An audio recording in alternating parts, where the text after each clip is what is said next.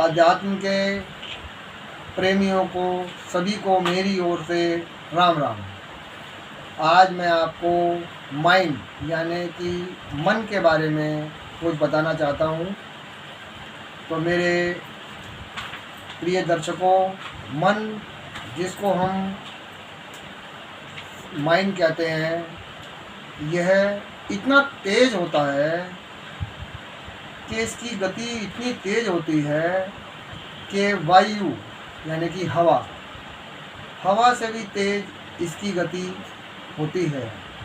आप एक पल में अपने घर के अंदर अपने आप में होते हैं और अगले ही पल आप संसार के किसी भी कोने के अंदर अपने आप को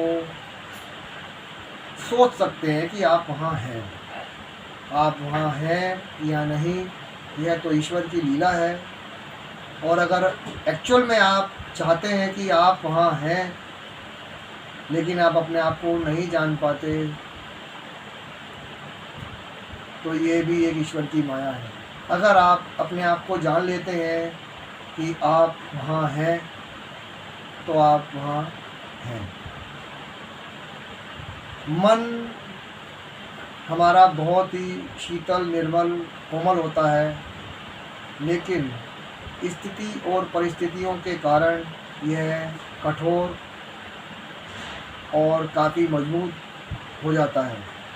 जबकि इसका जो वेग है, इसकी जो गति है, वह बहुत तेज होती है।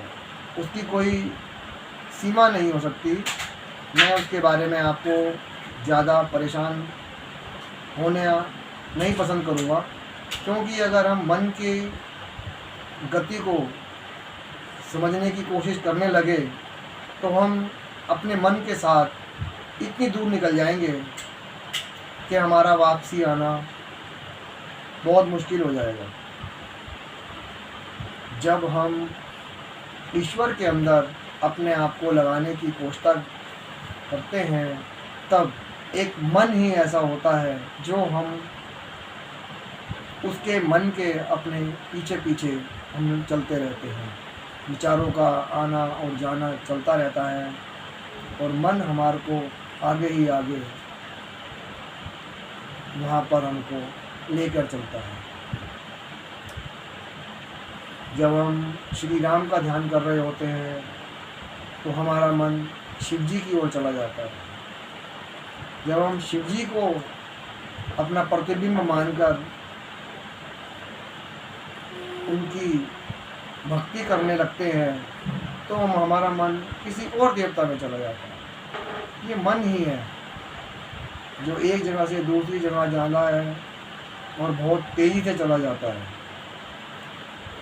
मैं आपको इतना बताना चाहूँगा कि अगर आपका मन जहाँ कहीं भी जा रहा है, आप अपने मन को जाने दें, लेकिन ईश्वर का जो भजन आप कर रहे हैं अपने स्मरण के अंदर रखकर आप उस स्मरण श्रेणी को ना छोड़ें, मन को जाने दें। मन थोड़ी ही देर में घूमकर वहीं आ जाएगा जहां आप जिस श्रेणी में आप जा रहे होते हैं। श्रेणी इन द सेंस, जो भी आप ईश्वर का भजन कर रहे होते हैं, उस भजन के पास वह अपने आप आ जाएगा और आपको अपने अंदर एक स्थिरता महसूस होने लगेगी। अध्यात्म के अंदर स्थिरता होनी बहुत महत्वपूर्ण बात होती है, क्योंकि अधिकतर लोग स्थिर नहीं हो पाते हैं और स्थिर होने के लिए ही वह बहुत चिंतित रहते हैं। और सभी ईश्वर भक्तों से यही कहते हैं कि हमारा मन तो भक्ति में लगता ही नहीं है, हमारा मन तो भक्ति में लगता ही नहीं है।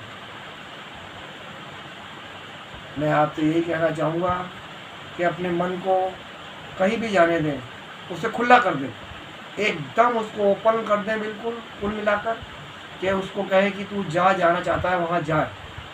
लेकिन आप जो ईश्वर का भजन कर रहे हो अपने शरीर के अंदर, अपनी आत्मा के द्वारा, अपनी आत्मा के लिए जो भजन कर रहे हो, उस भजन की लाइन को आप ना तोड़ें। आप देखिएगा कि आप जब इस क्रम से चलेंगे तो आपको बेनिफिट मिलेगा। धन्यवाद, आपका बहुत बहुत